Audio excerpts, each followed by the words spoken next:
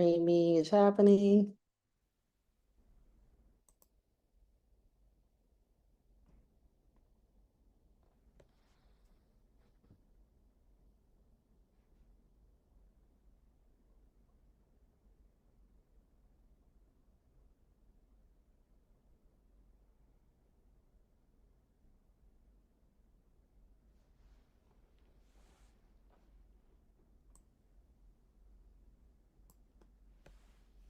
Okay, I can't share sound while other hosts are sharing, so we just won't have waiting room sounds. But we can start letting attendees in, and then as they're coming in, Pastor Casey, just welcome them, and then we'll pass it to Pat. You got it.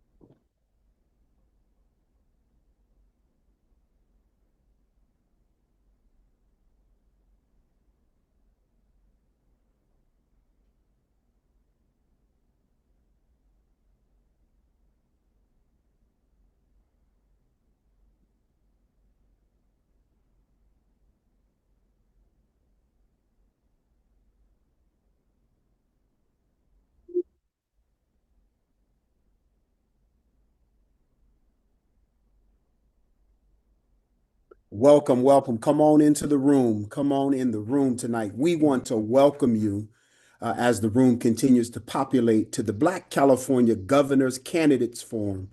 We're so excited that you're here tonight because Black California is old in answer, and we're not taking anything less than that tonight. This is one of the first ever historic moment tonight. While America want to be celebrating 250 years, we want to celebrate tonight. This Black ecosystem from across the state of California has come together because we want Black answers. And we're going to give them tonight. So at this time, I want to welcome you and shift to my beloved sister, Pat Parker. Thank you so much. Good evening, everyone, and thank you for joining us. My name is Pat Parker, Senior Leader of Policy and Advocacy with the Black Equity Collective, and I'm honored to help welcome you into this space tonight. This forum is not hosted by a single organization. It is held by an ecosystem, Black coalitions and networks across California, representing more than 200 organizations in over 10 counties. That ecosystem includes the Black Equity Collective, the California Black Power Network, congregations organized for prophetic engagement, the Blue Educational Foundation, the California Black Freedom Fund, and Bold Black LA. Each of these networks operates in different lanes, but we are aligned in purpose. Together, we are deeply engaged with Black communities at every level, connecting people to resources, filling critical gaps in services, educating our communities on their rights, and lifting up voices that are too often ignored. So tonight is not symbolic. Tonight, gubernatorial candidates stand before Black voters to speak directly to the issues shaping our lives and our futures. And this space exists because our communities demanded it. I'm now going to pass it to Kristen, who will ground us further in why this moment matters and what's at stake for Black communities across California. Kristen? Thank you, Pat, and welcome. We have hundreds of folks in the room tonight, so I'm so excited that y'all are here and that y'all are interested in learning about the gubernatorial candidates and being a part of this forum as the community.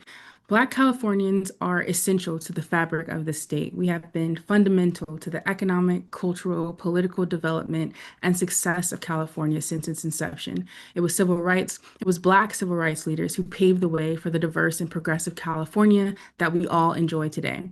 We also know that the road to where California is today included participation in the cruel and inhumane institution of chattel slavery as a fugitive slave state.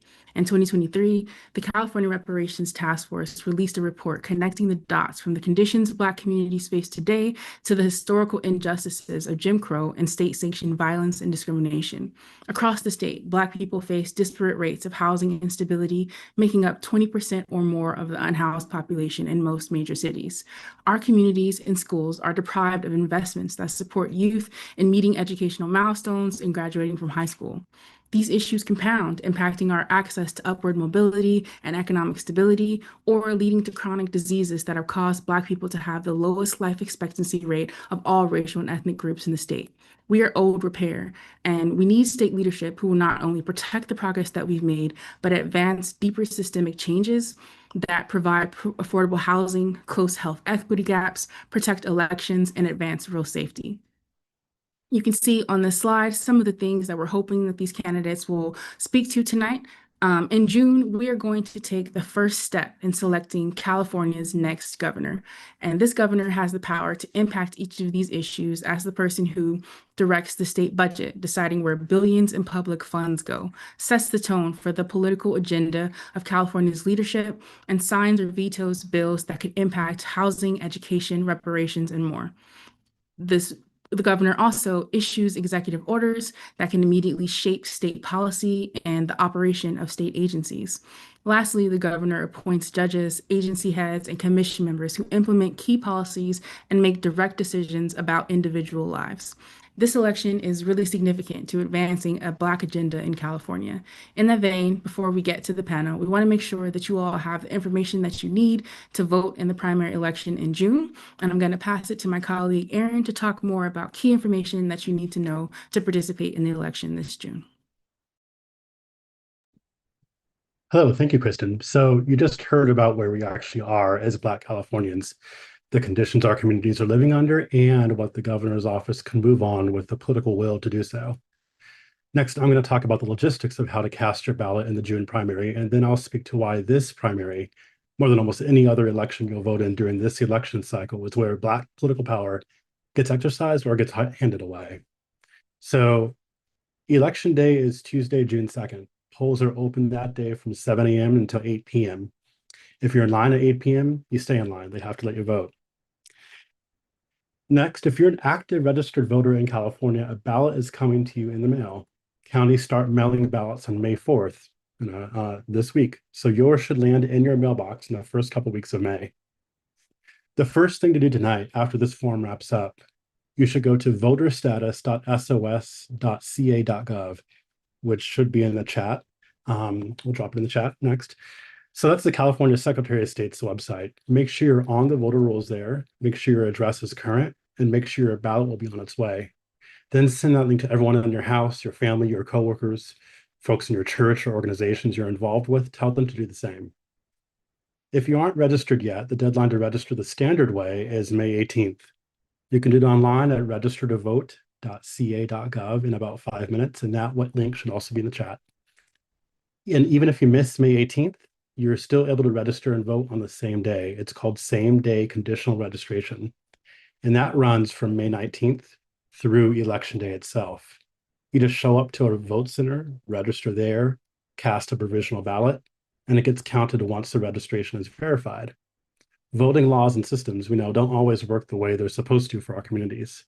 And that's not news to anyone here. But the same-day registration is one of the tools available in California, and it's worth using if you need it. So there are 4 ways to actually vote in California, and every one of them is legit. So there's in person. Most counties in the state are Voters' Choice Act counties, which means they open vote centers for early in-person voting starting May 23rd.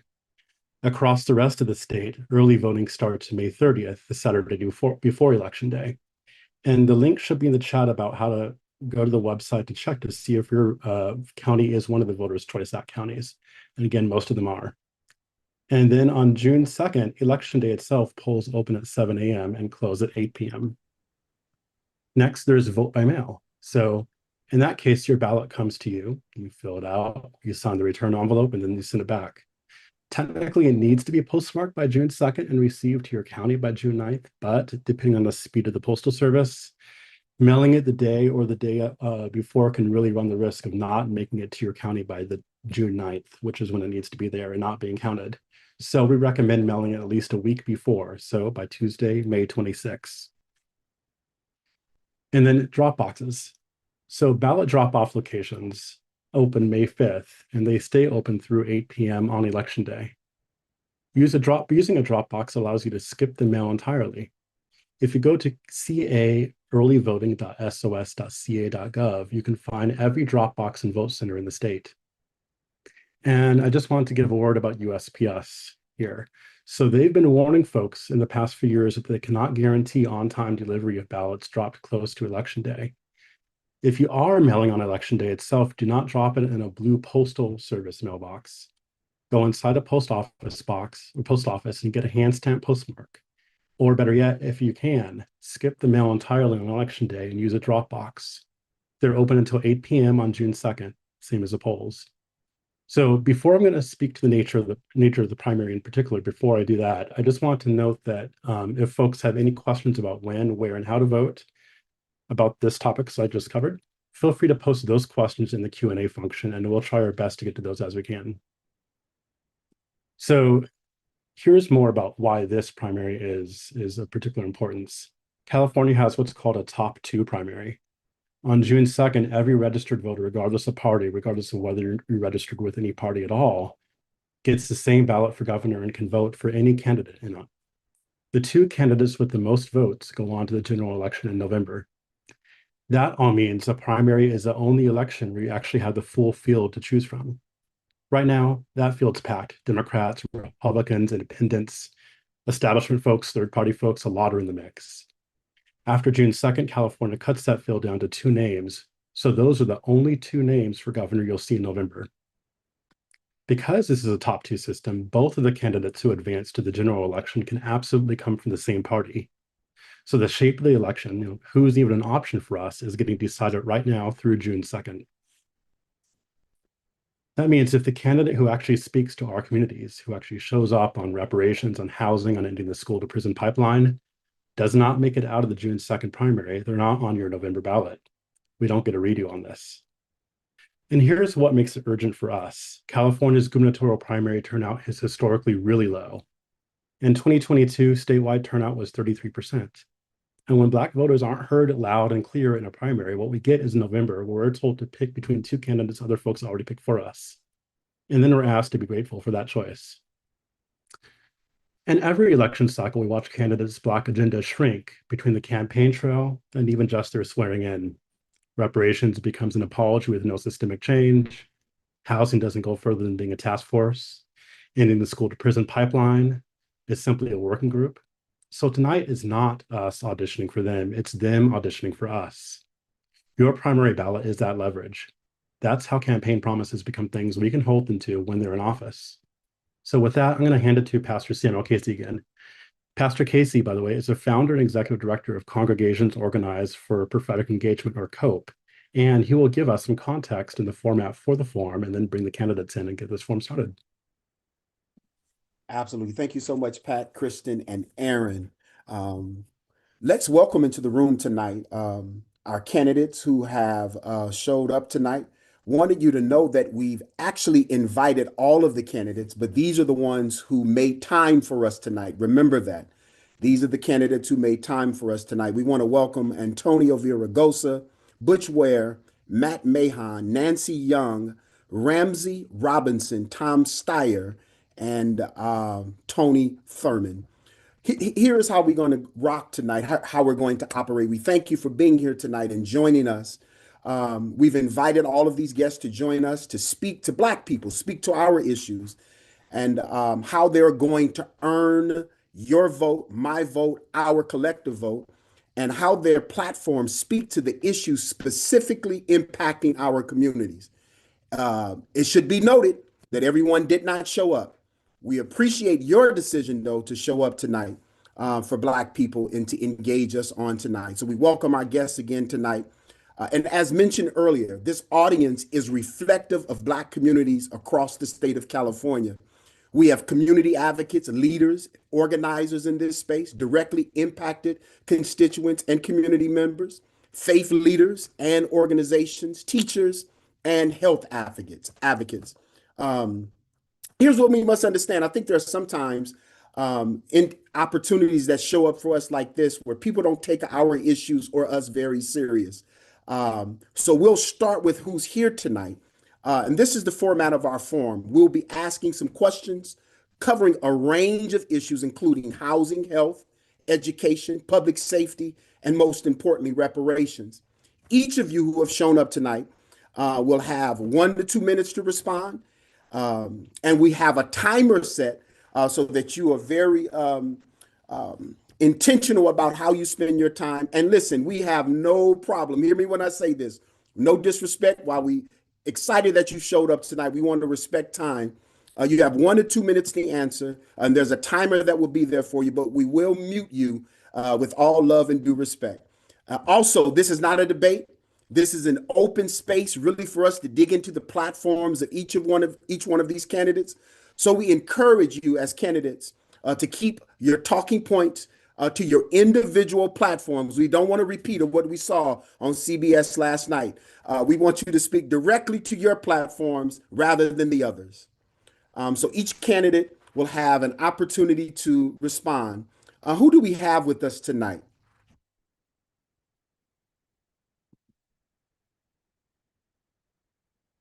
So each candidate, please introduce yourself by saying your name and responding to our first question. What can you point to in your career and experience that demonstrates your commitment to and track record or history of working with and on behalf of the Black community? Once again, keep this response to 1 minute.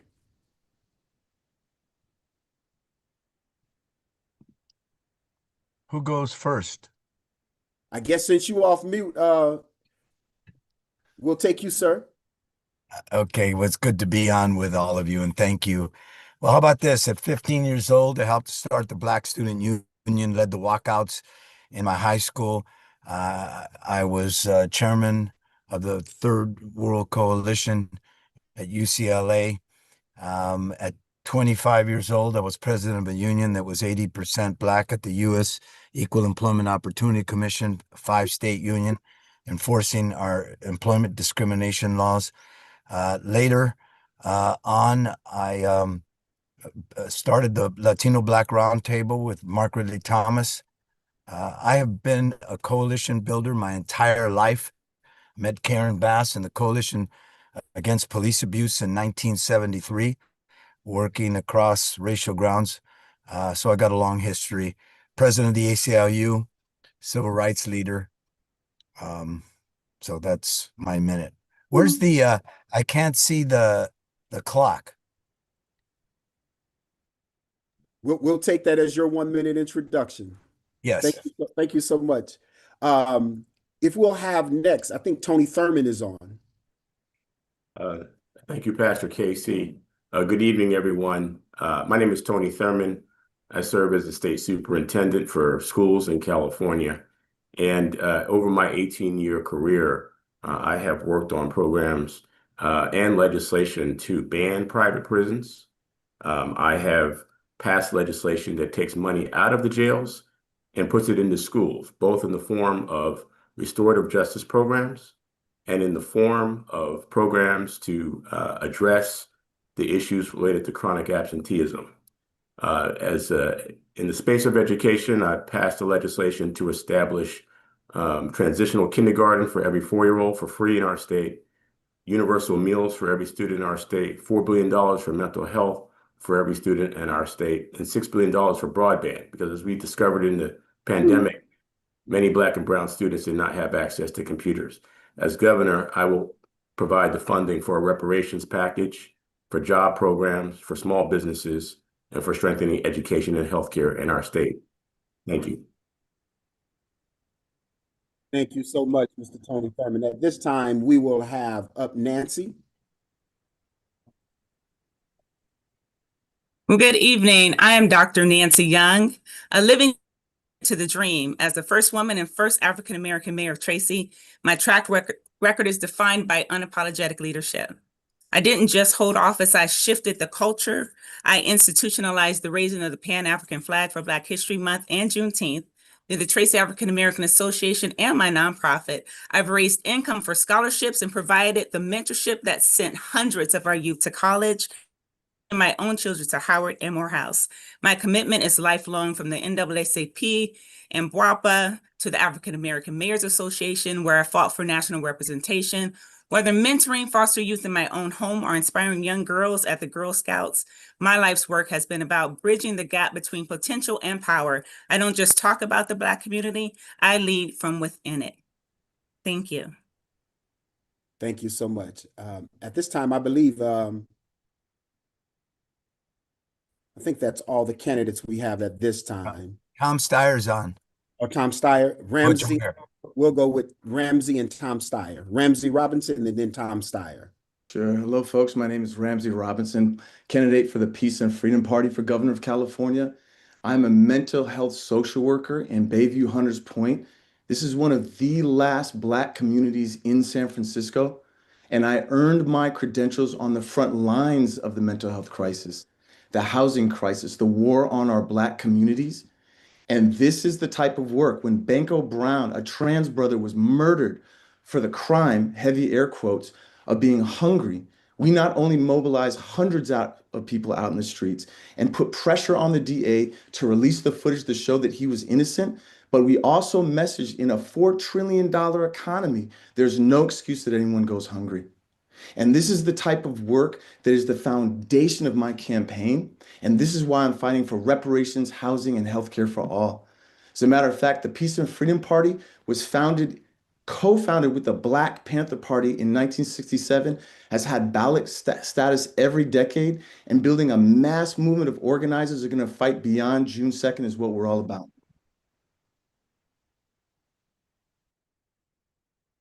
Thank you so much. And now we'll hear from Tom Steyer. Hi, thank you, Pastor Casey. My name's Tom Steyer, and I'd like to thank the California Black Power Network for inviting me. My wife, Kat, and I have been very intentional about our involvement with the social, political, economic, policy, and cultural issues that affect the Black community. I'm going to go through this quickly. During the pandemic, I served as co-chair of the Governor's Task Force on Business and Jobs Recovery. One of our first tasks was to adopt a racial equity statement. This was essentially our pledge as a group that our work would center on recommending policies and programs focused on low-income Black communities. It ultimately led to the governor issuing an executive order to a state racial equity commission. The task force also worked on digital equity to make sure that broadband was available in Black urban communities. Kat and I started a nonprofit community bank to oppose redlining, to go into Black communities where commercial banks wouldn't go and make home loans. We've done 17,000 low-income housing units, to make business loans, to do used car loans at half the rate the commercial banks charge. And 10 years ago, I founded the nonprofit organization, Next Gen Policy. Wow. Thank you so much, Mr. Steyer. Look, all Californians have been facing a significant affordability crisis for decades. Butch Black- Ware. Hey, Sam. Butch Ware. Casey, There's- we also have Mr. Butch Ware.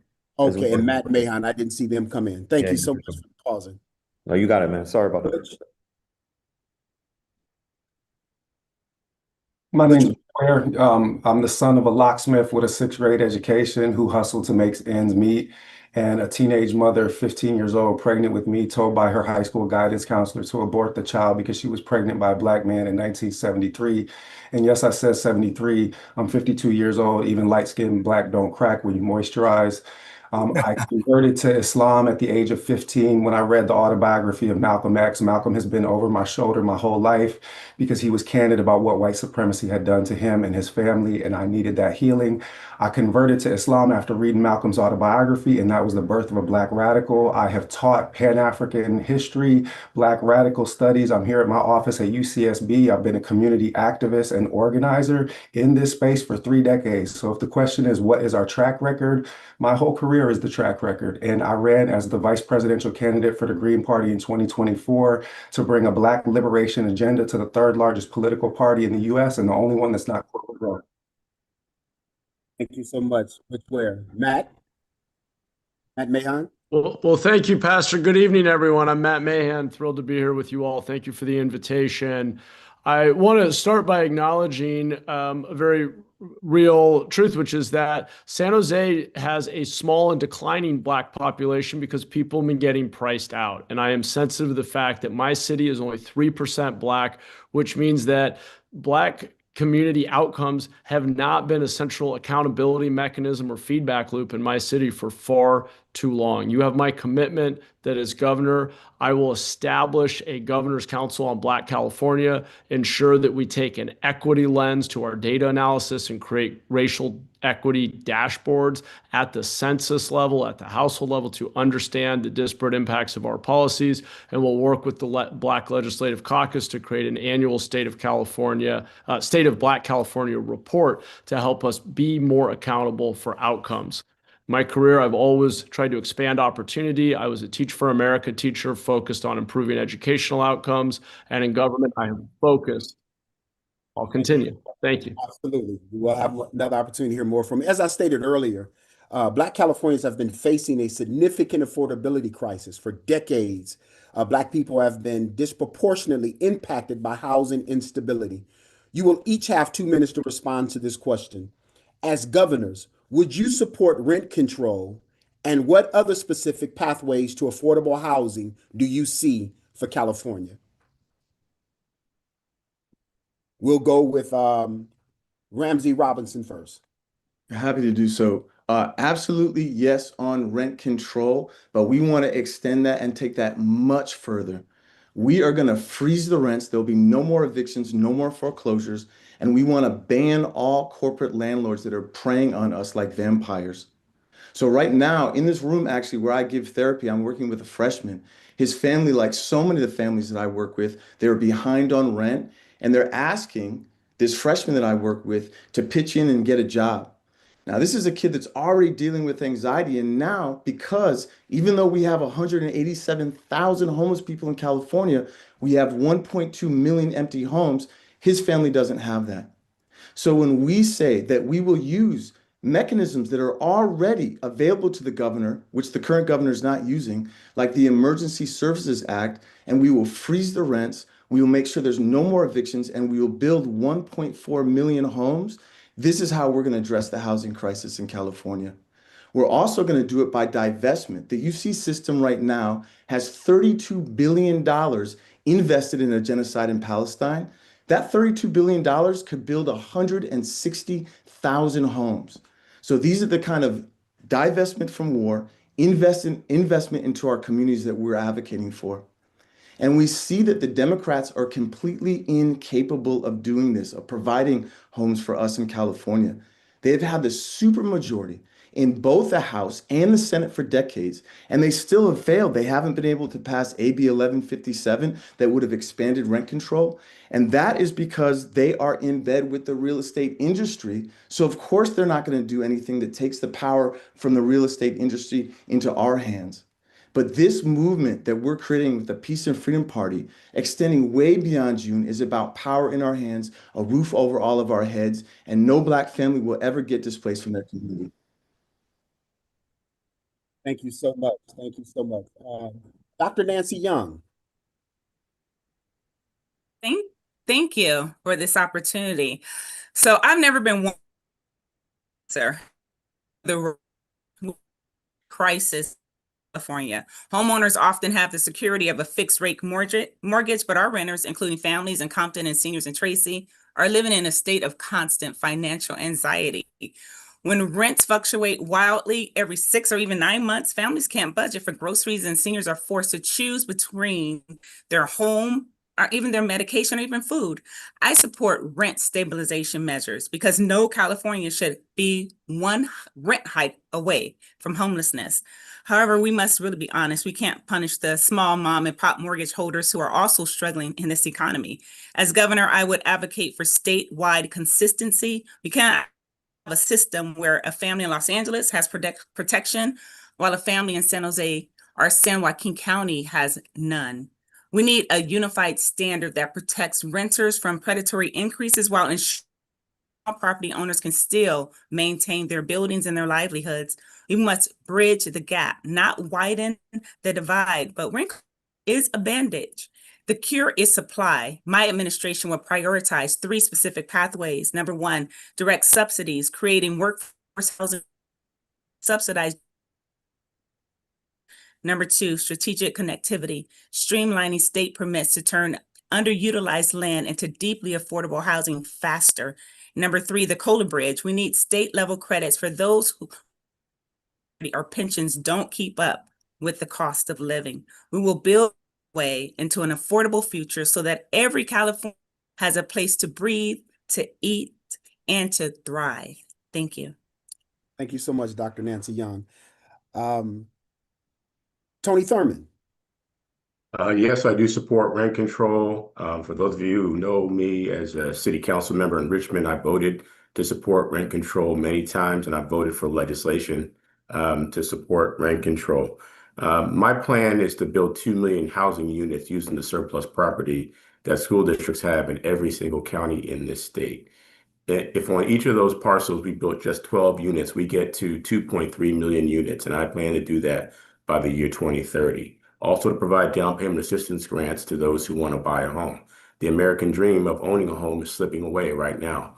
My mom, an Afro-Latina who came to California from Panama, bought a home. And when she had cancer and passed away, we lost that home. And I know what it's like to have to work 2 jobs and night jobs to try and pay the rent. Even now, I work a night job to put my kids through college and take care of elderly family members who need help. I'm also working to pass a $10 billion bond to build affordable housing because 40% of the people who are homeless in this state are older Californians, and we're disproportionately African American. I've also have legislation right now to help the 10,000 homeless teens in our state get housing and supportive services to help them from becoming homeless adults. These are the things that I will continue working on and implement as governor. Thank you so much, Tony Thurman. At this time, we'd like to hear from Tom Steyer. So affordability is the number one issue for every Californian, specifically Black Californians, and housing is at the absolute heart of that. So in terms of rent, I'm strongly in favor of rent protections, fully enforce the Tenant Protection Act, but I also want to expand the state renters tax credit to put money into the hands of renters to give them the same opportunity the way that people who own a house can write off their mortgage payments. But long-term, what we have to do is build a lot more housing and do it a lot cheaper. So what does that really look like? It looks like, yes, shorter and less expensive permitting. It also looks like industrialized construction offsite, which can drive down the price of housing per square foot by 1/3. I would prevent Wall Street firms from buying up our housing for sure. And I would do a lot more state financing. As I said, our bank has financed 17,000 low-income housing units. So we really know how important it is to provide that financing, to provide down payment assistance grants, that the financing part of this really is big. But lastly, let me say this. We're going to close the Trump tax loophole for $22 billion, commonly called split roll, so that we can work with the cities and counties who are preventing housing from being built. They haven't wanted to build it because they can't afford the costs of the people, education and healthcare, who are going to live in the units. By basically closing that corporate real estate tax loophole, we'll be in a position to work with the localities and get it done. And that means specifically in Black communities, there will be people who will be willing to give permits. We will get this done and we'll build 1 million units. Thank you so much. Thank you so much. Let's now hear from Matt Mahan. Thank you, Pastor. I agree with cut me off already. No, sir, you're fine. Thanks, Pastor. I agree with a number of the points others have made. I'll highlight those and then offer a little bit of differentiation. I would protect existing rent control protections, restrictions on how much rent can go up in a given year. There are some protections in place in the state. In San Jose, we've been very strong on our tenant protections and ensuring adequate legal representation for tenants.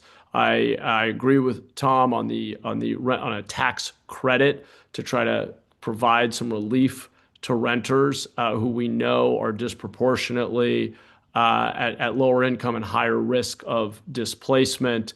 I would restrict private equity's ability to buy homes in bulk and then take them off the market or renovate them and sell them at much higher prices.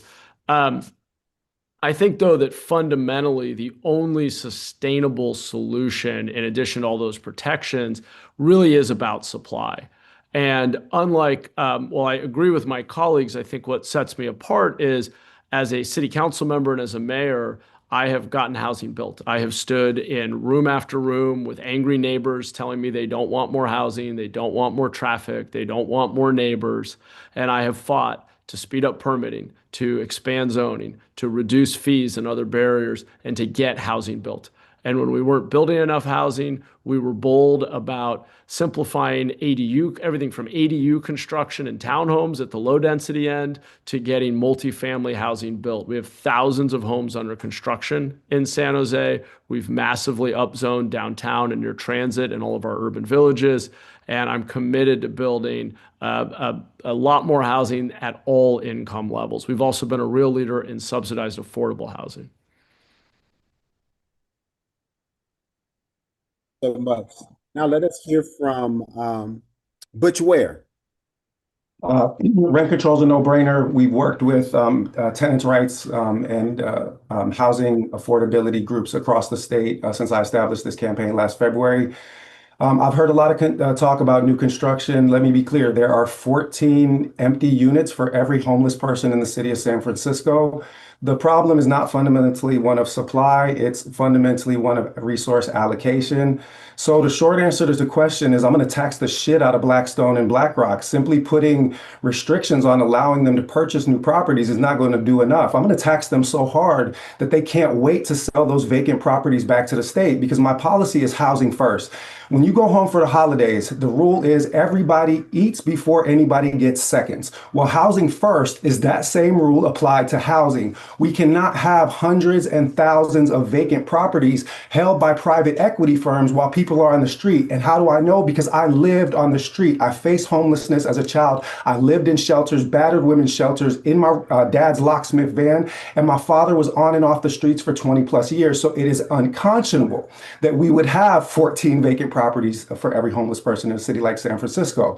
So what I want to do is with those taxes on those private equity firms to release, because they hold sometimes 40% of the properties in certain areas, is that's going to become the basis for social housing. Now, social housing is not public housing. It's the same model that they use in Vienna, Austria. It's not the concrete cages, the projects that I grew up in. It's mixed income, affordable housing so that renters in a city like Vienna, where 60% of the market is social housing, pay 25% of their monthly income in rent. How much are we paying in rent? 70, 80% sometimes. Singapore uses a similar social housing program. So the game plan is to get housing out of the hands of private equity firms and back into the hands of the people, because it is all power to the people and we need somebody to stand up and fight for the people. And the Dems have not done that. Thank you so much tonight, Butch Ware. Let me say this just before we hear from our final candidate tonight, Antonio Villaraigosa. We have well over 500 people who have tuned in tonight via Zoom. Come on, give it up for yourselves. 500 plus with another 250 viewing live stream. So listen, this is an important moment and an important time for us that we ought to celebrate. Let us hear from our final candidate today on the housing crisis and affordability for Black people, Antonio Villaraigosa. First of all, let me just say that I have supported rent control in the past, and particularly rent control in Los Angeles. I believe, though, that as a number of the speakers said before me, that we do need to increase supply. You look at any study on rent control, and you see that all it's done is cut the supply. But I do support a renter tax credit. I think that's the right way to go. We do it for homeowners. Why not for renters? I think one of the most successful programs to prevent homelessness in the first place is help when people are struggling, maybe lose a job and the like. So we have to do that as well. I built more market rate workforce and affordable housing and homeless housing in 8 years in the middle of a recession than we did in the 12 years before that, and targeted communities of color, African American and Latino. They live together mostly in South LA and other places in the city, Pacoima and the like. I was focused on that. I think the next governor's got to streamline permitting, build more, do by right, address broken zoning laws and the like, and and make the kinds of tough decisions that we need to build the housing that people can afford. And I intend to do it. I have a record on it. Thank you so much. Just before we call the next question and bring the next question forward, many of you are asking where you can find this live stream. It is Black Ecosystem Gubernatorial Forum 429 and on Facebook, or Black Power Network on Facebook and or YouTube. You can find it there to share with your family and friends who were not able to make it tonight. Again, we have well over 550 now in the Zoom, with another 300 and climbing who are watching via social media platforms. For multiple cycles, California has faced budget deficits. The California Budget and Policy Center, Legislative Analyst Office, and many community organizations and advocates have called for empty prisons to be closed, which is projected to save the state over $1 billion annually, in addition to supporting the state's efforts toward decarceration. Do you believe restorative justice tools and mechanisms have a place in California's criminal justice legal system? And as governor, what action, if any, would you take to close California prisons? You have 2 minutes to answer this question, and we'll start with you, Butch. Butch Ware. I'm an abolitionist, and I don't just believe in ICE abolition. I believe in the eventual abolition of the police and the establishment of community-based public safety. So you are damn right. I look forward to the day when we can close down Pelican Bay, and I fully believe in restorative justice as the basis of our way forward.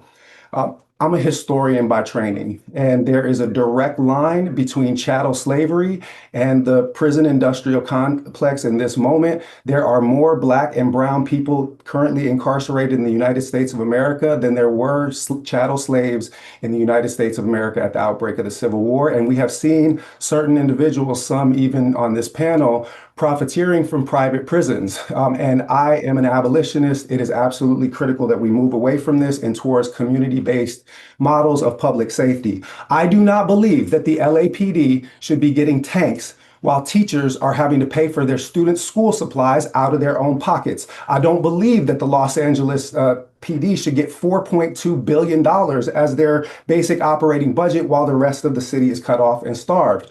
So I'm an abolitionist across the board, and I stand 10 toes down on that. And I believe in programs like the one operated by the mayor of Baltimore, community-based public safety. I'm proud to have received the endorsement of numerous former street organization leaders that run public safety programs, community-based public safety programs like those in Baltimore, in San Diego, and in other cities. And the last thing that I'll say while we're talking about decarceration, I'm not new to this, I'm true to this. I have been an abolitionist for decades, and I stand 10 toes down on that. And as governor of the state of California, I'm not complying with any unconstitutional federal orders.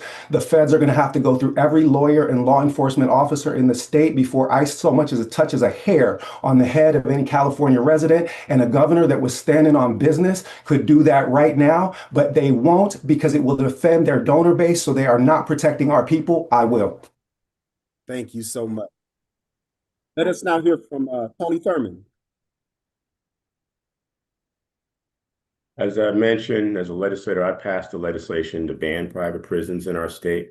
And I want to be clear, I was against Prop 36. I voted against Prop 36.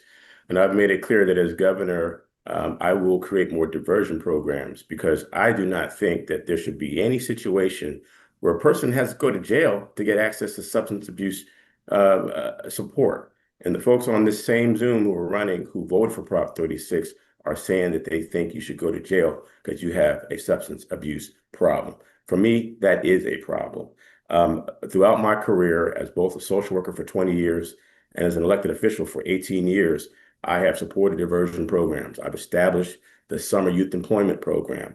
I raised $1 million to put young people in LA and Oakland in a paid internship program where they learn about careers in technology and STEAM. If you know young people who are interested in these programs, get in touch with me so we can connect them so they can get on a pathway. I have taken programs into the juvenile camps to work with young men who are currently incarcerated, where we train them how to launch a business, how to become an entrepreneur. We say, if you can hustle, then you are an entrepreneur. We switch it up on them and say, hey, we call the program CEO Youth. Again, we pay these young folks because we know that they might find money in other ways, and we do not want them getting caught up. As a legislator, I passed legislation and implemented as state superintendent that's put more than $200 million into restorative justice programs. So yes, I believe deeply in restorative justice programs. And I believe that the only way that we can end prisons, yes, I will close prisons, but the way we will end prisons in our state is to have strong reentry programs. As governor, I'll make sure we bring college programs into the prisons, parenting education programs, so that those who are incarcerated can reconnect with their families, and we will end the prison pipeline in our state. Thank you so much, Tony Thurman. At this time, we'll hear from Tom Steyer.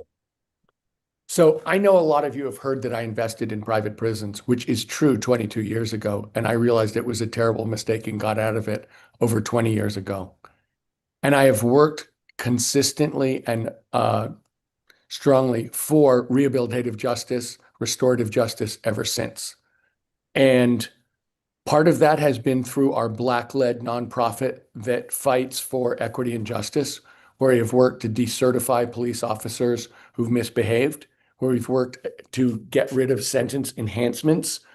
And in addition, we have worked really hard for the whole concept of rehabilitative justice. So the idea of pretrial diversion programs, I'm totally behind. I'm totally behind getting rid of the whole concept of life without parole. As a result of this, a prominent criminal justice reform entity, Smart Justice, endorsed me for governor of California because they know that I have 15 years of working hard for rehabilitative justice and that I will support policies that expand redemption opportunities, things like resentencing, the clemency programs, pardons, commutations, and working on parole. California has a very painful history of mass racist incarceration. And we are coming back from that, and we have come partway back. But the truth is, we really have to change the approach we have to the whole thing and accept the idea of second chances for everyone, rehabilitation for everyone. And that's what I say about I know I need a second chance. I've done what I can to redeem myself. And that's what I try and make sure that everyone else in California gets a chance for too.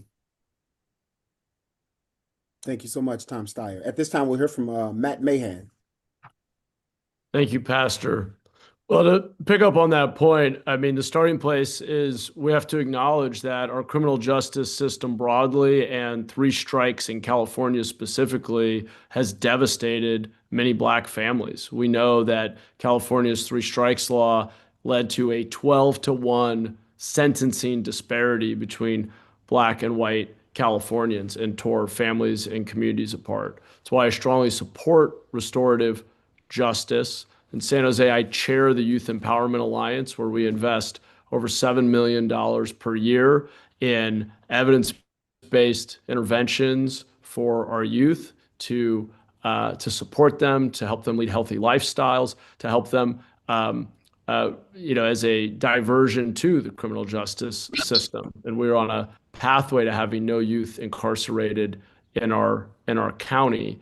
I did support Prop 36. And the reason is I have seen the devastation of drug courts that no longer work.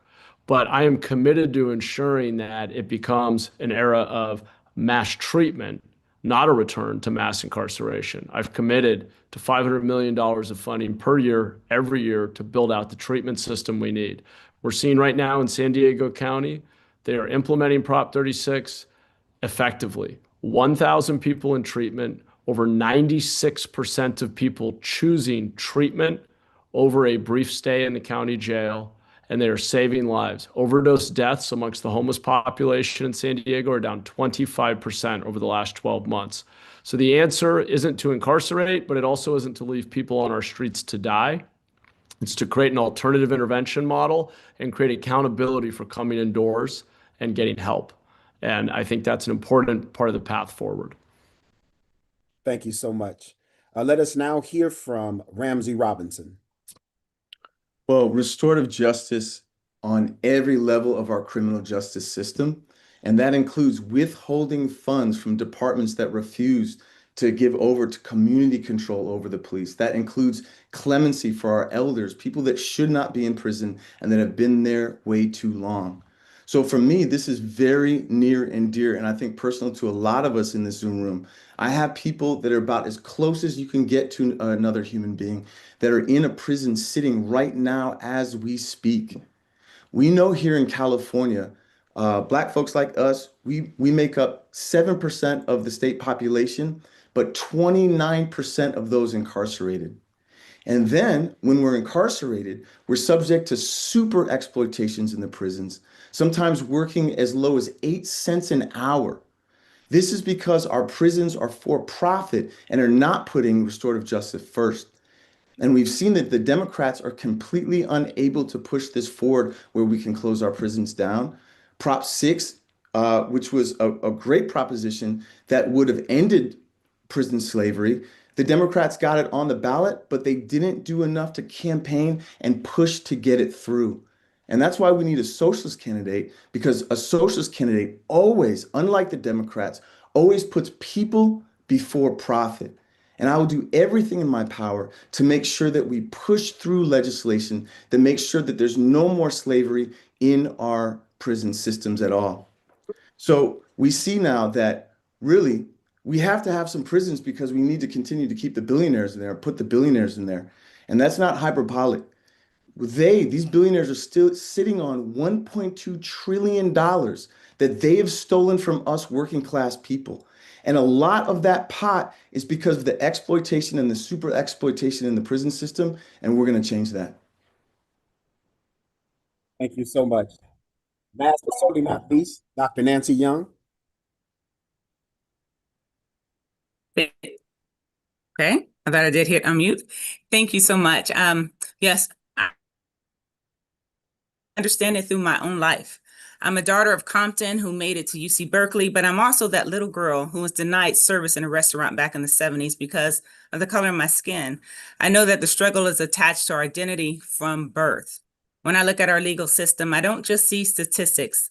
I see the faces of our boys and our men, literally my family and friends who have been caught in a cycle designed for free labor rather than true rehabilitation.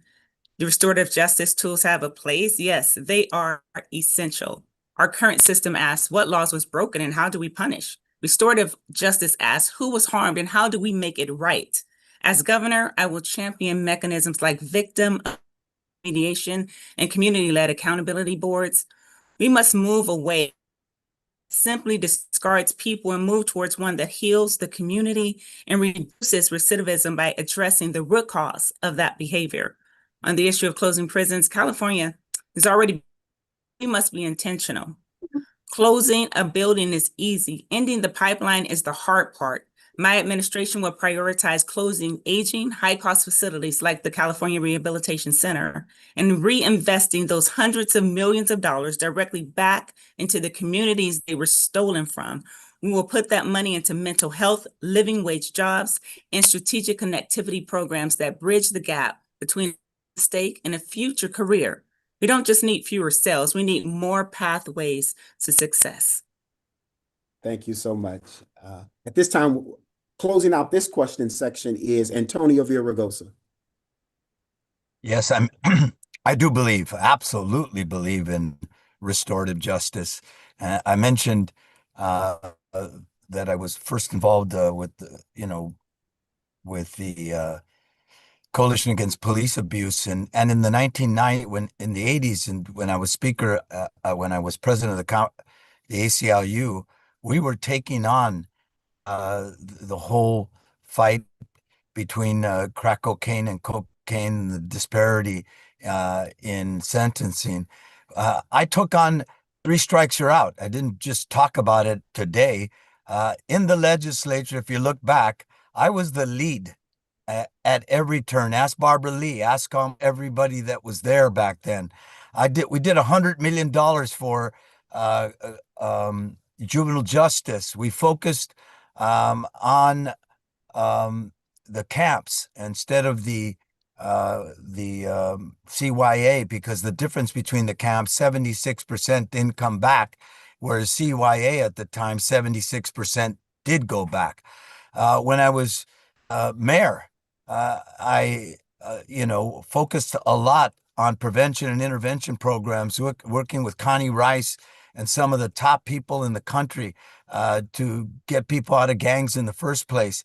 Dramatically expanded after school programs, focused on education as well, because I have about 6 of the schools of Watts, the one high school, the one middle school, and in downtown, places that were pipelines to prisons, and increased the graduation rate there by 60%. So I was focused on it and will continue to be.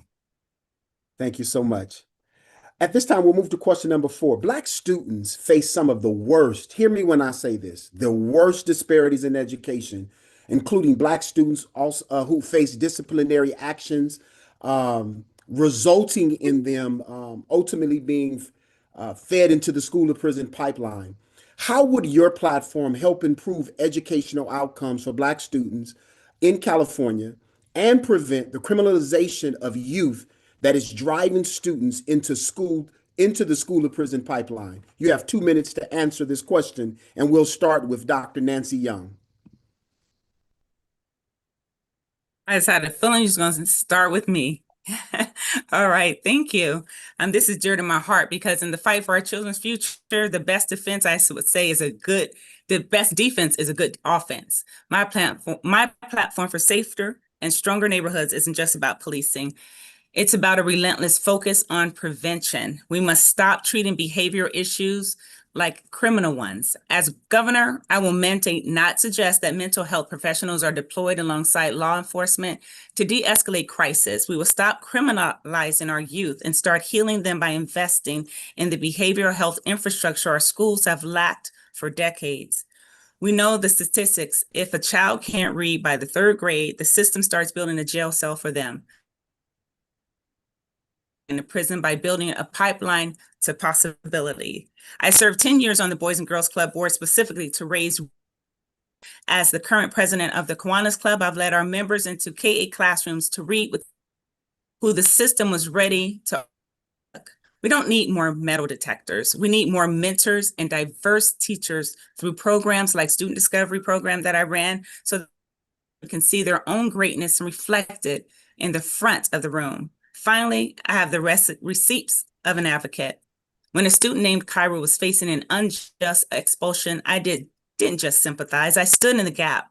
And today she's a graduate of Howard University. When fear tried to block a Black history program in our schools, I went directly to the superintendent and demanded boldness. As governor, I will be that same bridge. I will build partnerships with schools and students so that they have a champion. We will fortify our schools so that they become sanctuaries of learning, not gateways to the legal system. This is so critical for us. We must invest in prevention, and that comes from us being mentors and helping promote that within our communities all across California. Thank you. Thank you so much. And we'll also hear from Antonio Villaraigosa. Same question, sir. Yeah, again, I got a record on this. When I became mayor, I said 1 out of 3 schools were failing. By the time I left, it was 1 out of 10. but there were some people that were questioning that whether or not we were cherry picking. So I said, give me the worst schools in the town. They gave me 20 schools. They're in Watts disproportionately.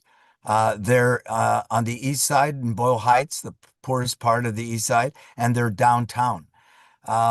We stopped immediately suspending Black kids and Latinos, but Black kids were getting suspended at a higher rate. We stopped immediately the suspension of Black kids in elementary school.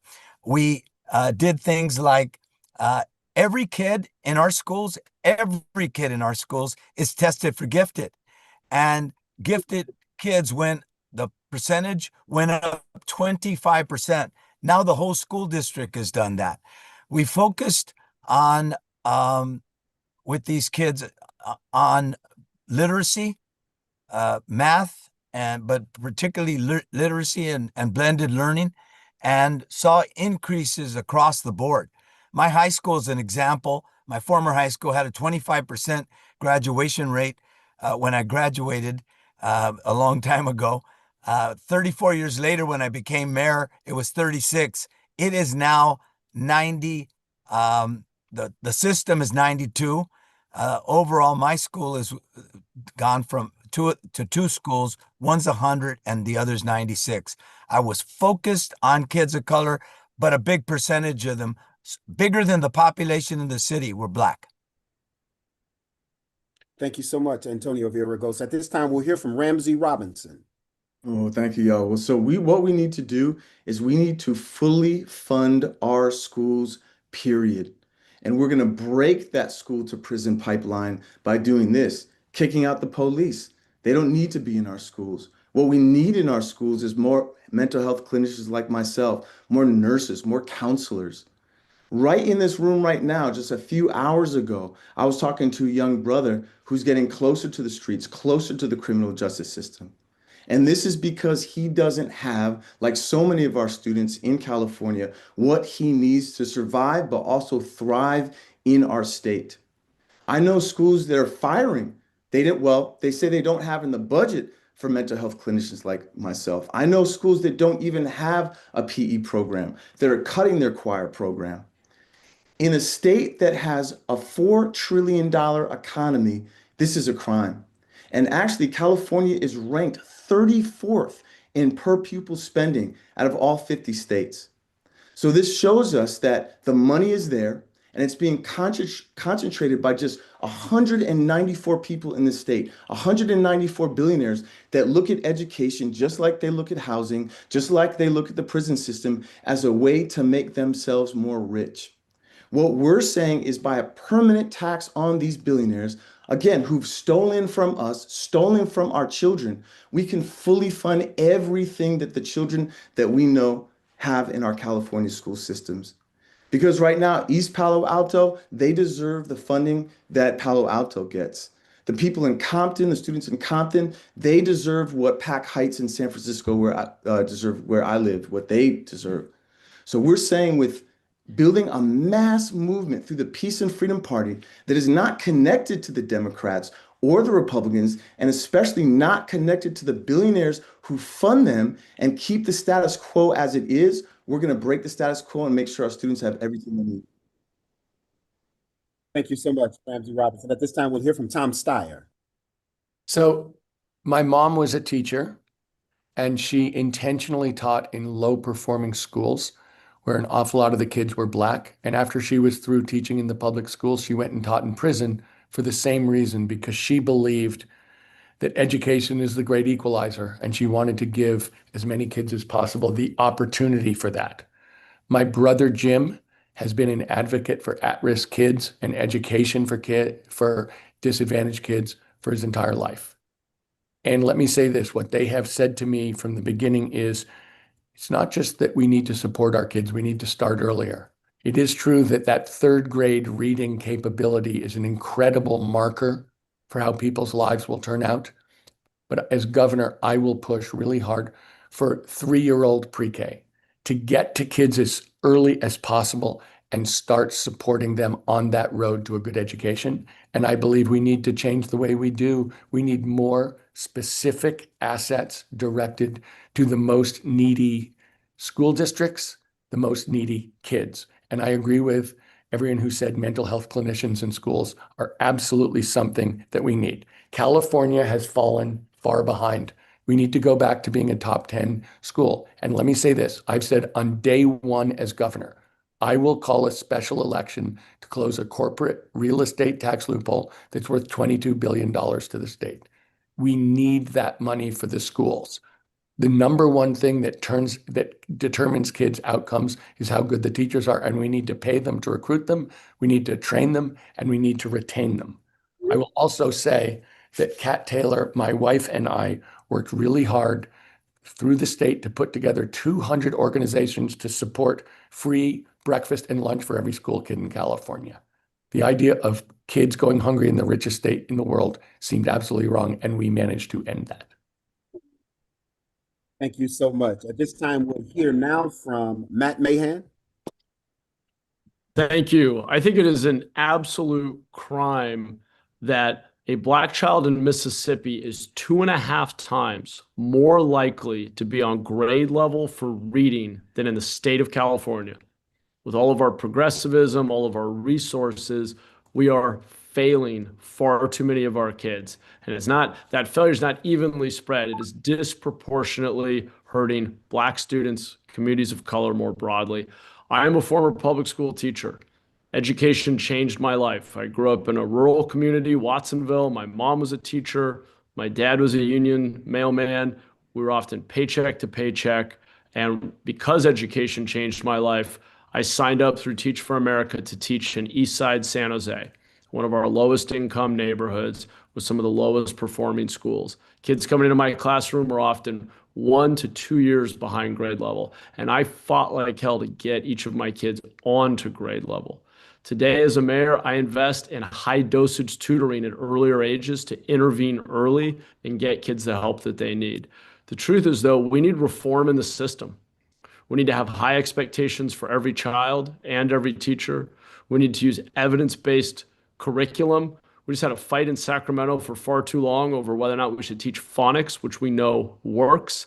Mississippi spends less per pupil than we do and is delivering better outcomes because they're using the best curriculum. They're investing in teacher preparation.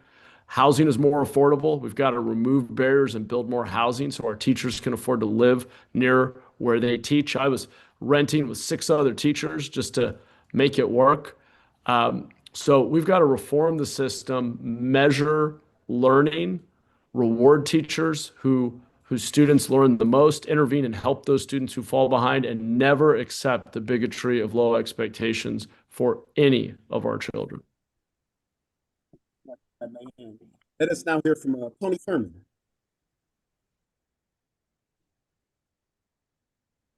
Is Tony Thurman still? Tony put it into the chat that he's asking to be let back in as a panelist because apparently he's not currently on as a panelist. Absolutely. Let us go with you then, Butch Ware. So we're in California. We're talking about Black Power. So let's talk about the Black Panthers, and we'll bridge between the last question and this one. Huey P. Newton had to learn to read in jail. George Jackson, one of the greatest theorists of Black liberation, had to write from jail. And the reason is that, yes, there are technical fixes to the system, and I'm going to talk about that. But the fundamental problem with the system is that our educational system has the white supremacy baked into it. It has the capitalism baked into it. It has the imperialism baked into it. And that is why our students do not find their space in these schools. My hero, my role model, Malcolm X, said, "Only a fool lets their enemy educate their children." And when the system is indoctrinating people and teaching them that their place, as Malcolm was told in 5th grade when asked what he wanted to be, he said a lawyer. And the response was carpenter. Carpenter is a good trade for a Negro. When I was in 3rd grade, I knew every fact of presidential history. And when I was spitting those to my friends, my teacher walked over and said, "Butch, you know, there's never been a Black president in the United States, and there'll probably never be one." And I gave up on school in that moment. And if it hadn't been for the fact that I could throw a baseball 90 miles an hour when I was 17 years old and I got a baseball scholarship, I never would have got all these degrees and written all of these books. Education is either indoctrination or it's liberation, as Paulo Freire taught us, and we can deal with the technical fixes, universal pre-K, free tuition, college education, because Reagan took it away from us, because Reagan and Nixon were afraid of a Black and Chicano educated electorate. We can level the spending gap by, instead of subsidizing billionaires, and I can't believe I have to say this, but billionaires are not the solution, billionaires are the problem. But instead of subsidizing billionaires, we subsidize our schools. So the amount spent per pupil where my wife grew up in Stockton is the same amount spent per pupil in Beverly Hills. That is the way forward, universal education from pre-K through college. Thank you so much, Butch. Tony Thurman. Thank you. Thank you, Brother Ware, for seeing my cry to get let back into the panel. We apologize for that. I had your back, Tony. I just wanted to make that clear. And I yours. And I appreciate where you're going. We all got to work together at the end of the day.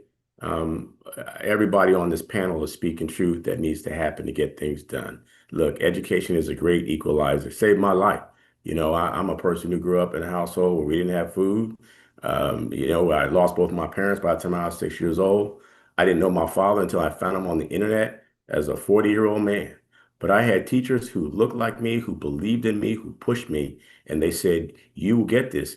Like Mrs. Harrell, my ninth grade math teacher, who just said, baby, you gonna get this. And she sat with me until we got this. I'm 57 years old. We still talking about closing the achievement gap. I'm sorry, if you can send a person to the moon, you can't tell me that we cannot close the achievement gap. And I don't call it the achievement gap because our kids can achieve. I call it the opportunity gap, because I believe there are barriers in the way of our kids, and we must remove those barriers to help them. Now, Lord knows I've spent the last 8 years trying to bust through many of those barriers, and having to do that in the middle of a pandemic at the same time, my goodness, right? And so here's what I know. Yes, we have to do reading by third grade with dyslexia screening. 75% of those who are in jail have dyslexia or some other undetected learning difficulty. We have to have rigor and we have to raise the bar and provide additional supports when students need it. We have to have more funding for our schools. They are begging for dollars. We have to close the loopholes in Prop 13 that allow big corporations. They're not paying the same that we pay if you're a property owner or a homeowner. And so we've got to do all these things and have more Black teachers. When kids see one teacher who looks like them, they do better. All kids do better. That's why I've created a scholarship, and we give $5,000 a year more for everyone who goes through the rigorous training program that we have, where we have more Black teachers in it, and we will continue to do this work as well. Thank you so much. Thank you so much. Let's transition to question number 5, and we're going in the essence of time. We want to respect everyone's time tonight. We're going to ask you to keep your answers to 1 minute and 30 seconds. 1 minute and 30 seconds. Here's question number 5. A few years ago, California Reparations Task Force released a report detailing the various ways California had supported and benefited from chattel slavery, as well as the various forms of racial discrimination, segregation, and violence perpetuated by the state of California. The report helped to draw a through line from slavery to Jim Crow to the current conditions of Black communities. For several budget cycles, reparations bills have been repeatedly vetoed as California has failed to identify new sources of progressive revenue that could help fund these and other efforts discussed previously. What is your stance on reparations for Californians? And as governor, how would you support and drive efforts to implement reparation policies, raise revenue, and invest in key equity programs? 1 minute and 30 seconds. And let's go with you first, Butch Ware. CJEC, the Coalition for a Just and Equitable California, which has been leading the charge for reparations, does not do institutional endorsements, but I am proud to bear the personal endorsement of Chris Lodgson, its intellectual leader. I have been 10 toes down for reparations for my entire career, and I will also just make the point that the Green Party has as well. The reason why I accepted Dr. Jill Stein's invitation to run as the vice president for the Green Party in 2024 was I asked her about reparations, and she said they behave as though it's incalculable, but it's been calculated many times. It's 14 trillion, at least, that is owed to the descendants of the enslaved, and I'm in favor of cash payments. The Green Party has been on that since 2006, and we are going to deliver. I have actively supported all of the reparations measures because we do not need more studies. We need them to cut them checks. There have been efforts to stall this by looking busy but never mistake activity for achievement. Those of us that are actually committed to delivering on this, especially for African Americans that are descendants of the enslaved, such as myself, Ware County, Georgia, 1,300 enslaved human beings were owned, and my ancestors go back to those 3 farms.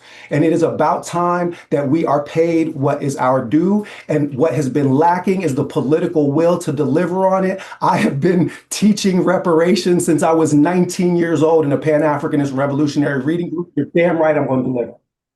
Thank you so much, Brother Bushware. Let us now hear from Dr. Nancy Young.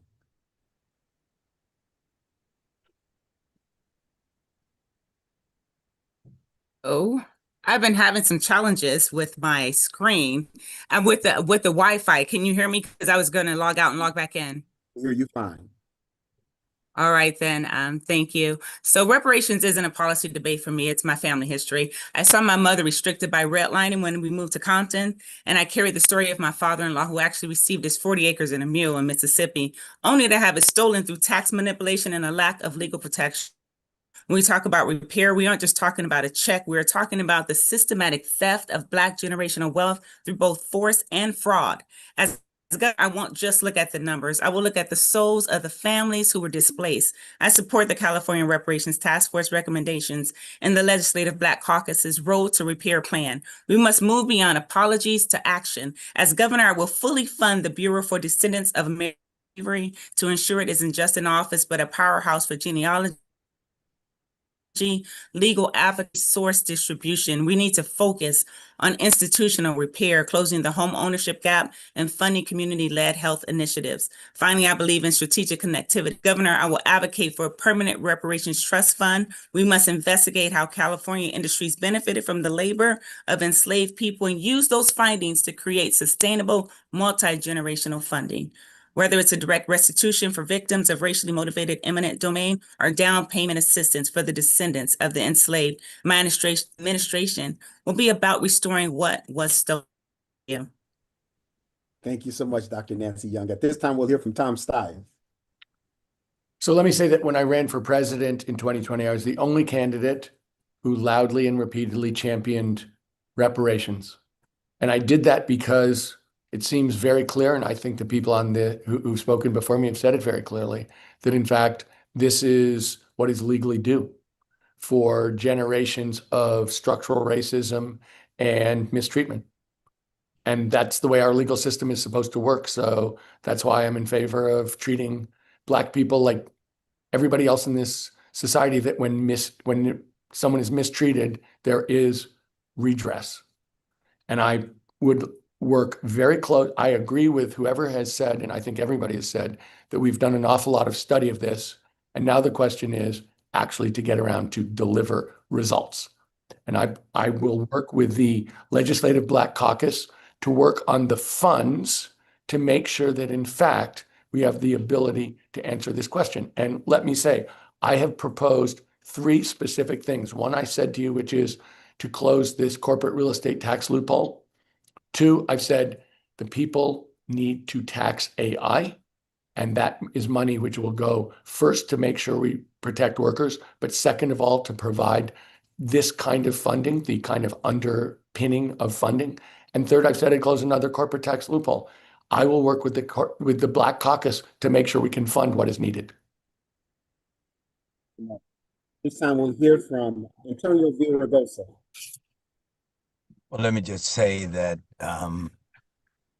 reading some of the recommendations, it's clear, I think, to everybody on this panel that what we've done, I say we, what America has done to Black folk, not just with slavery, but with Jim Crow, that something has to be done. I think the recommendations total about $800 billion. We have obviously a $300 billion budget. So there'll have to be a phase in. I think we'll have to focus on a few areas. One is economic development, two is education, and three is opportunities, for home ownership. And I intend to work on that.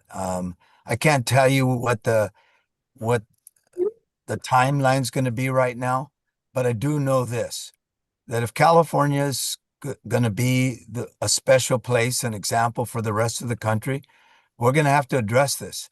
And that means it's not just studying. It means we got to make investments. As I said, I think they should be around the three areas primarily that I just mentioned.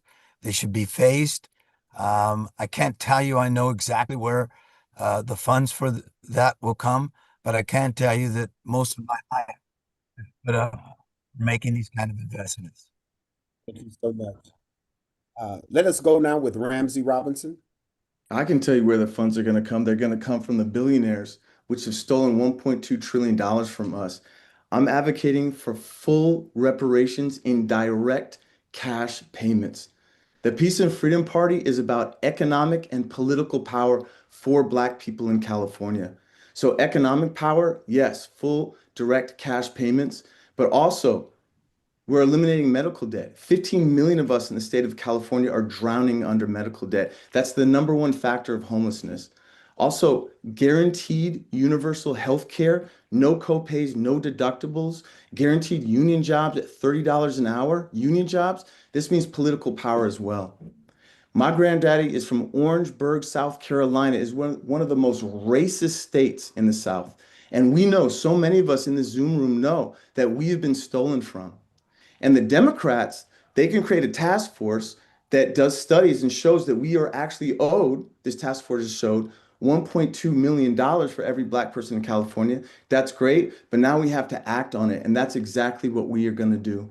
But also political power as well. As governor of California, I'll form the State Department of Anti-Discrimination, where people from oppressed communities are not appointed by the governor, but are elected as organic leaders to have real power to review, rewrite, and veto, if need, any racist law bill that gets on the ballot. At this time, we'll hear from Tony Thurmond and then Matt Mahan.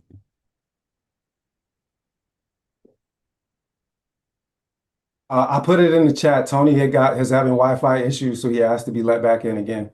Awesome. We'll go with Matt Mahan at this time, and then we'll move forward. Matt Mahan. Okay. Thank you, Pastor. Look, it is clear that America deeply wronged the Black community and is indebted to the Black community and has tremendous work to do to address horrific racial disparities.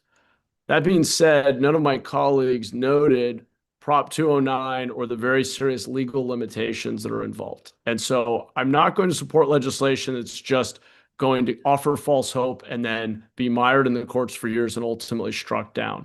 I think the right approach, as we are starting to do in Santa Clara County and San Jose, and we need to do much more of, is to take a racial equity lens to look at our core systems where the public sector has a responsibility: education, healthcare, ensuring access to housing, infrastructure, and look for where our systems today are continuing to perpetuate racial disparities, racial inequality, and to tackle that census by census, school by school, home ownership opportunity by home ownership opportunity. It's to get at the underlying disparities and systematically invest in closing those disparities and expanding opportunity. And the proof is in the outcomes, the racial disparity data, where the color of your skin, the home you're born into, the zip code you grow up in doesn't determine your education, housing, or other opportunities. Awesome. Thank you so much, Matt Mahan. Tony Thurmond, since we have you back in the room, and then we'll move on to the next question. Yeah, let me be clear. Without all the word salad, I support reparations. And as Professor Ware has put in the chat, a system, reparations will stand up to Prop 209 based on lineage. It is not. And so, let us just have the courage to say whether we're for it or against it. I'm for it. And I believe as governor that what I will implement is a system where we provide zero interest loans to those who want to launch a business, to those who want higher education, to those who want to buy a home, who are the descendants of slaves. I also believe that we can go to those Fortune 100 companies that have benefited off of the ancestors of slaves and make them contribute to our reparations pool, right? These Fortune 100 companies wouldn't even be here without the free labor that they got from those who were slaves. And so as governor, look, I'm not running for president. I'm running for governor of California. And so I'm not afraid to say that we will provide reparations once and for all. There are people who are saying that Black people don't count in this election. And I'm saying that we do. And we will have a reparations package that allows the descendants of slaves to finally get their just due. Awesome. Thank you so much. Listen, we're rounding the corner on our final two questions. We're going to ask you to keep your questions as succinct as you can in 60 seconds. California has been has long positioned itself as a national leader in protecting voter rights. We just saw today and witnessed the Supreme Court ruling, the Voting Rights Act, cutting the Voting Rights Act and literally obliterating the Voting Rights Act here in the country. We recently watched one of the candidates confiscate over 650,000 ballots. As governor, how would you protect California from federal overreach? And what would you do to ensure California not only protects, but meaningfully expands voting rights, ballot access, and the political power of the Black communities? Can you hear me? Yes. Can I Antonio. go first on this? I won't be able to do Absolutely. the last question. I had mentioned or my staff had, that I have to go on in 3 minutes to You speak. got it. I'm supposed to go at 60 7. seconds. So let You me got just 60 say real seconds. quickly. I've spent my whole life fighting for voting rights. I'm here today because there's, because we passed this. There was a Civil Rights Act and a Voting Rights Act, and the next governor is going to have to work with the Attorney General to be very, very specific about taking on Trump and the Supreme Court. You just saw their decision today, cutting through, basically eviscerating the Voting Rights Act and previous voting decisions in the Supreme Court. In addition, I believe that California's laws need to be strengthened, and I will support that. And finally, look, we know that the civil rights movement ended Jim Crow, and it did because we built a mass movement. And I believe that we need a mass movement to protect our voting rights and our civil rights and our democracy. And I certainly will play a role in that. I can't answer the last question. Thank you so much. But At this time, thank you guys for having me. And if there's anyone that wants to contact me, please, Antonio2026.com. Thanks. thank you so much. Let us hear from Tom Steyer now. So let me say that I organized a group to register 1.2 million Californians, everyone young people, to try and get a fair population represented throughout our votes. And I would say, when it comes to ICE, as an example, I have a very strong anti-ICE policy. I'm for abolishing ICE, but as governor, I would prosecute ICE officers for racial profiling. I would prosecute ICE officers for violence against Californians, including the supervisors who sent them to do it. And I think when we think about what's going on here, this is the Trump administration and their extended web coming at California, and the governor of California has to stand up strongly for Californians against that. So I think that, as someone who got 8 million signatures to impeach this guy, there's no choice but to stand strong in every instance. Thank you so much, Tom Steyer. Let us now hear from Dr. Nancy Young.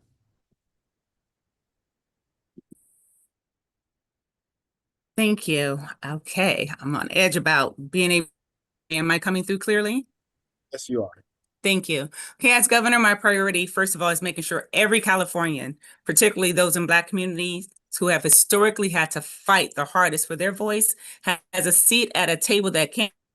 Voting isn't just a right, it's the foundation of our political power. When we talk about Black communities, we're talking about the backbone of California's progress, and we must unapologetically be defending that. I will oppose any unnecessary restrictions that create hurdles against instead of bridges to the ballot box. Expansion means more than just mailing a ballot. It means meaningful access.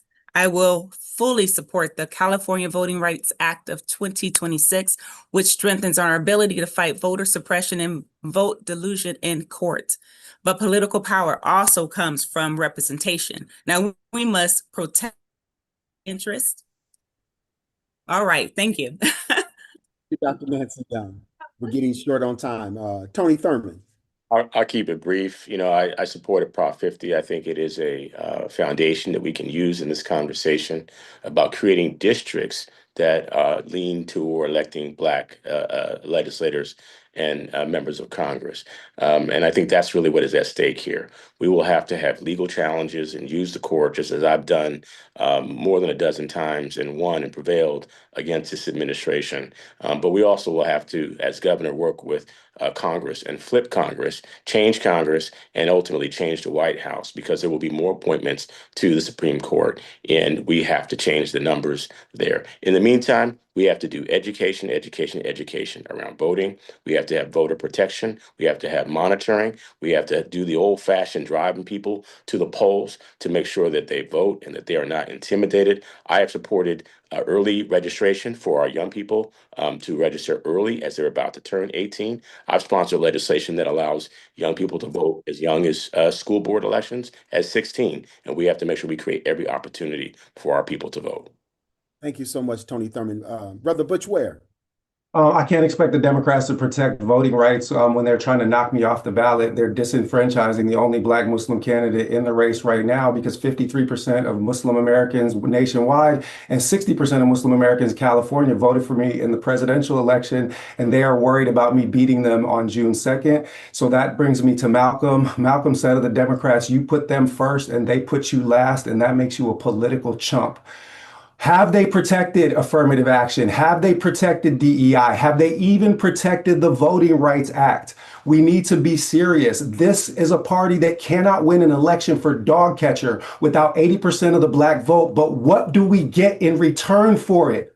We are throwing away our political power. Malcolm said in the ballot or the bullet, I'm going to knock on every door in Harlem and register every Black face behind every door, not as a Democrat, not as a Republican. We're going to say, show us your card. And whoever did not have the responsibility to register themselves, we will have words with them and we might just move them out of town. It's going to be the ballot or the bullet. All of our Black revolutionary heroes, Assata Shakur, Huey P. Newton, Malcolm X, told us that the Dems are ops. It's time that we seize our Black power. Wow. Listen, well, we have heard from our candidates tonight. Let's show them some love. We're so grateful that you have shown up to hear so that we could hear your platform, because there are many candidates in this gubernatorial race. With the primary, listen, y'all, 1 month away, we would like for all of you to provide a short closing statement and answer what's your pathway to victory. And how do you expect to win this race? Especially, let me add, by gaining the Black vote. Let's start with you, Butch Ware.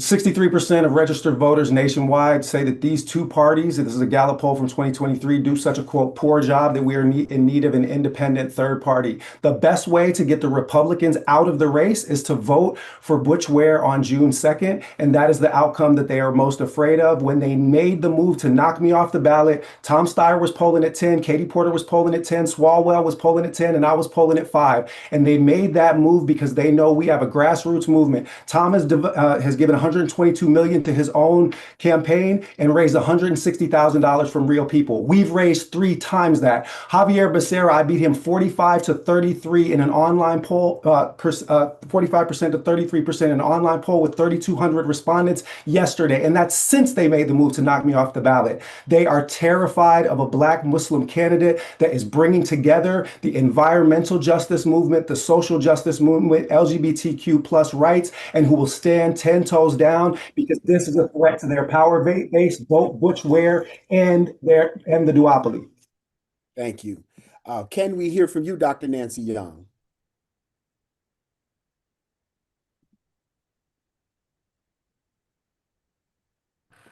Unmute me. All right, thank you.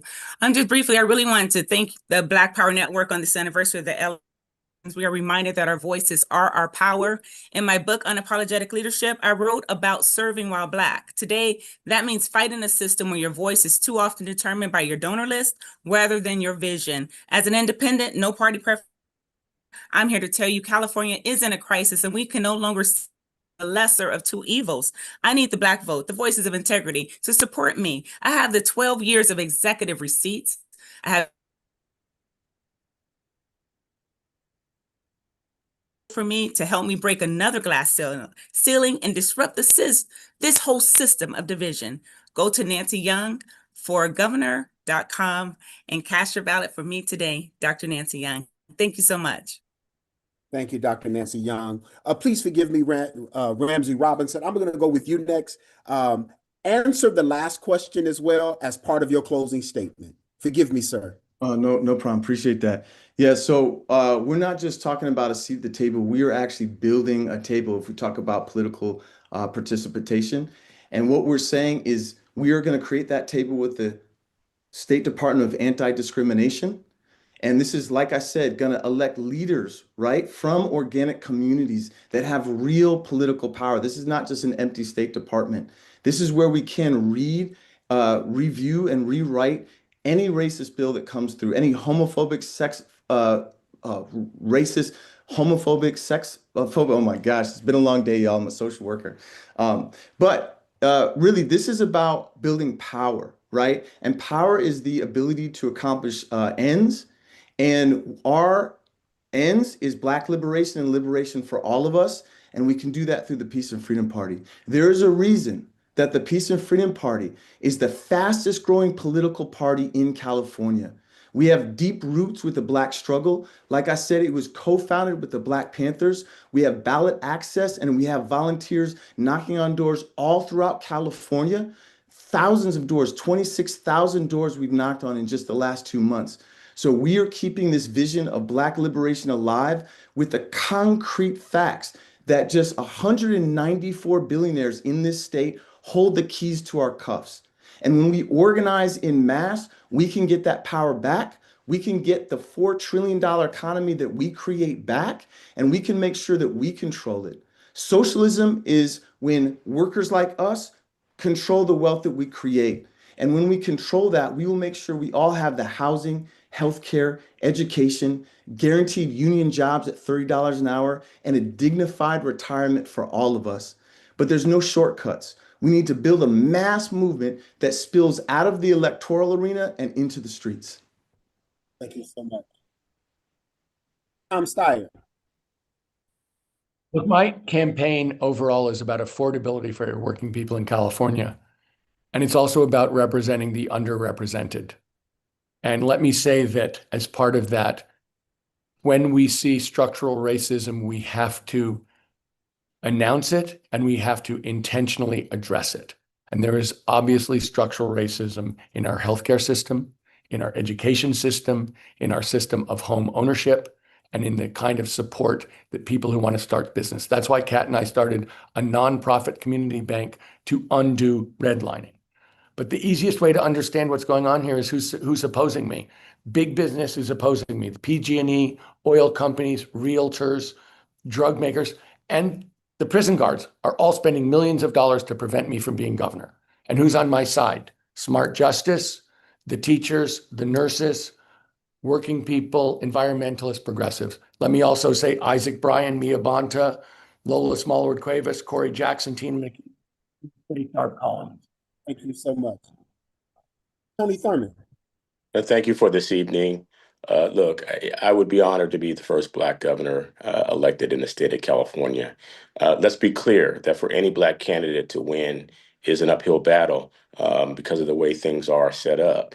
And the reality is I'm not a billionaire and I don't have corporate dollars behind me, but I have been elected twice statewide in this office. I have received 5 million votes all across the state. I've won in Los Angeles, the Bay Area, the Inland Empire. I've been endorsed by Black Women Organized for Political Action, by the New Frontier Democratic Club and the MLK Democratic Club. And now I'm not just running, I am a Democrat, but I'm running for all people and for our people. I'm running on tabletop issues. Can you put food on your table? Can you pay for the gas? I'm going to give a tax credit to working people to have more money in your pocket to pay for the rising cost of gas, groceries, and housing. I just dropped a new ad that we put out because we can win this race. Let's consolidate together and elect the first Black governor, someone who will work for the Black people of this state and all people in the state of California. TonyThurman.com. Thank you so much. Thank you all so much. Listen, let me turn to my sister Jana for a call to action.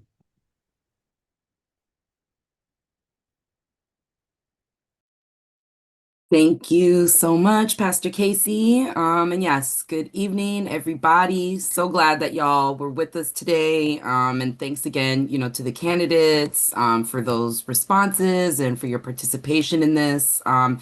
And yeah, we really just hope that everybody's leaving here this evening feeling, more informed about the issues and about the candidate stances on things.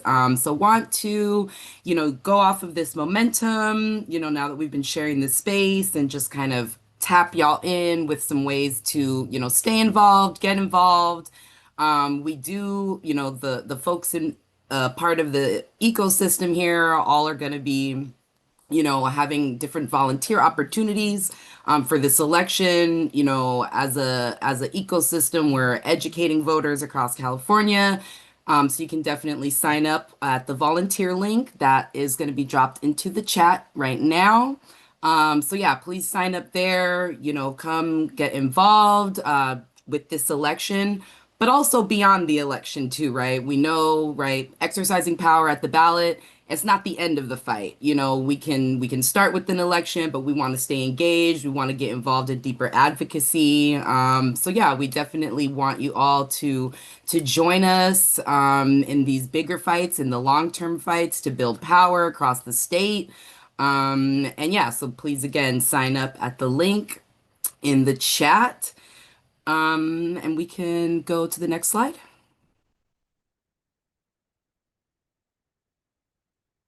Awesome. Thank you. And yeah, again, to stay connected and linked in with all of the amazing organizations that came together, to bring this to y'all, definitely, again, sign up with the volunteer link that was dropped in the chat, but you can also find any of us on social media, California Black Power Network, COPE, the Black Equity Collective, Bold Black LA, the Black Freedom Fund, Blue Education Foundation. All of us are on the socials. You can definitely go there to keep up with what we're up to. And then also stay tuned. We've got a lot of things upcoming, a lot that's going to be coming out. Again, you can follow and subscribe to all of our organizations to get notified, to stay looped in with what we have. We will have a voter guide that will be coming out, as well as a candidate position tracker. And so again, some of these resources to just help you be most informed, right? Knowledge is power, and we want everybody to feel as empowered as possible, not only when heading to the polls, but also just in general, staying engaged deeper in this work across the state. Yeah, so we'll see y'all at the polls, and please come, follow us, get involved, and we'll hopefully see you for some deeper advocacy building across the state. And I will pass it back to you, Pastor Casey, to wrap us up for the evening. Absolutely. Thank you so much to each and every one of the partnering organizations, to our candidates who showed up tonight. Thank you for being with us. I want to close by saying, make sure you get out to the polls on June 2nd to vote. There is a poll that we would love for you. Please do not log out without answering these poll questions, as well as understand, although we did not get to all of the questions that you presented, we're going to capture those questions and make sure we submit them to the candidates. Once again, Thank you so much for being here tonight. Ubuntu, I am because we are. And listen, we going to make this thing happen. God bless you all. Celebrate each and every one of you for showing up tonight. And listen, let's show up at the polls on June 2nd and make our voices heard. Our voice is our power in Jesus' name. God bless you all. Thank you, Pastor. That was amazing work y'all did. Appreciate this. Indeed. Thank you so much for being here tonight. Make sure before you log out, everyone, to take the poll. And with apologies, Pastor, I sent you a direct message just to be in touch. Absolutely.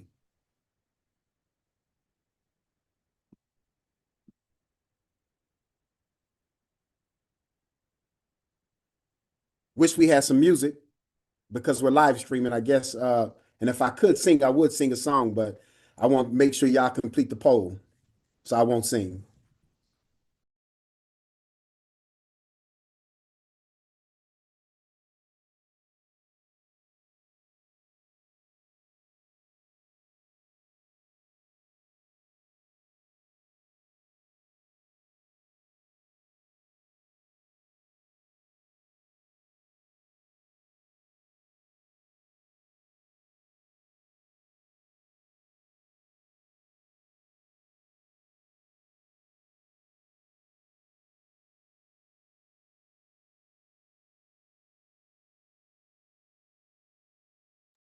Thank you all so much, and we'll be in touch with you all soon. God bless.